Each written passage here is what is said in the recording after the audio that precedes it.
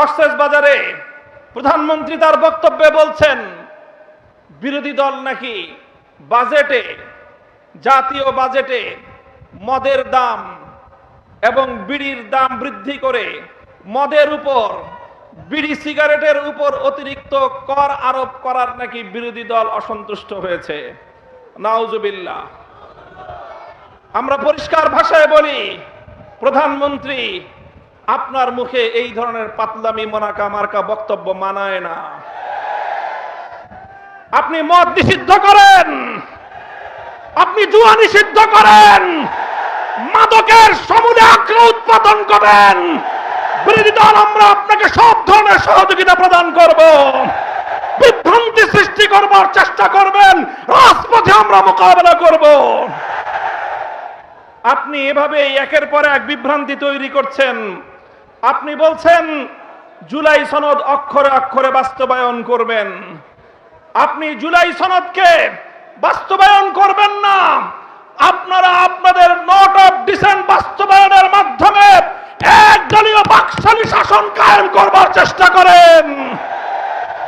আমাদের পরিষ্কার বক্তব্য, গণভোটের মাধ্যমে বাংলাদেশের 70% মানুষ যে ম্যান্ডেট প্রদান করেছে, সংবিধান সংস্কারের মাধ্যমে সংবিধান সংস্কার পরিষদ গঠন করে সে রায় বাস্তবায়ন করার জন্য যা করতে হয় বিরোধী দল আন্দোলনের মাধ্যমে আদায় করে ছাড়বে ইনশাআল্লাহ। সংগ্রামী সাথী ও বন্ধুগণ, আমার সর্বশেষ বক্তব্যের পয়েন্ট হলো, যে আধিপত্যবাদের বিরুদ্ধে, যে দিল্লির দাসত্ব এবং গোলামীর শৃঙ্খলকে ভেঙে 2024 সালের জুলাই যোদ্ধারা বাংলার মাটিতে নতুন স্বাধীনতার সূর্য ছিনিয়ে এনেছে, আজ বাংলাদেশের দুর্বল পররাষ্ট্রনীতির কারণে আবার সেই স্বাধীনতার সূর্য বাংলার আকাশ থেকে অস্তমিত যাওয়ার উপক্রম হয়েছে।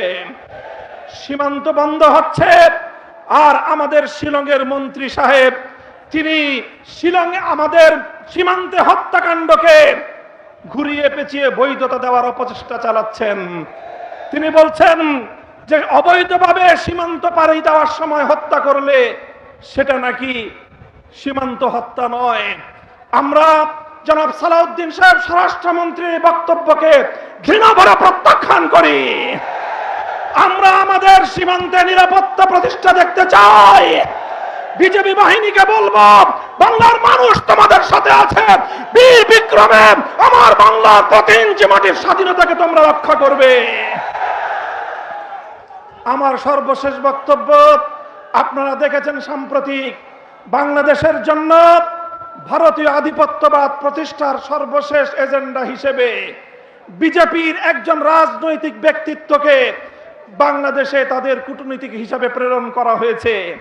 তিনি বাংলাদেশে এসে 140 কোটি আর বাংলাদেশের 20 কোটি মিলিয়ে 160 কোটির এক আকাশ আর এক বাতাসের গান গেয়েছেন। গল্প মনে পড়ে যায়, ছোটকালে আমরা পড়েছিলাম, কুকুর এসে, শৃগাল এসে মোরগের সাথে বন্ধুত্ব পাতাতে চায়।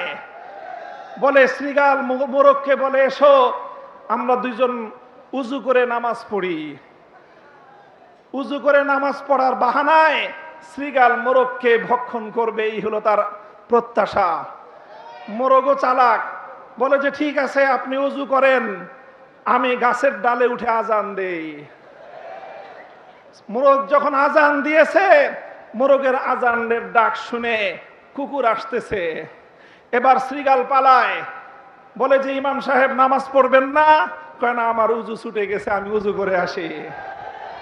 আসেন, 140 কোটি আর 120 কোটির শুধু খাদির নয়, অখণ্ড ভারত প্রতিষ্ঠার আপনাদের স্বপ্নকে আমরা দিবা স্বপ্নে পরিণত করে দেব।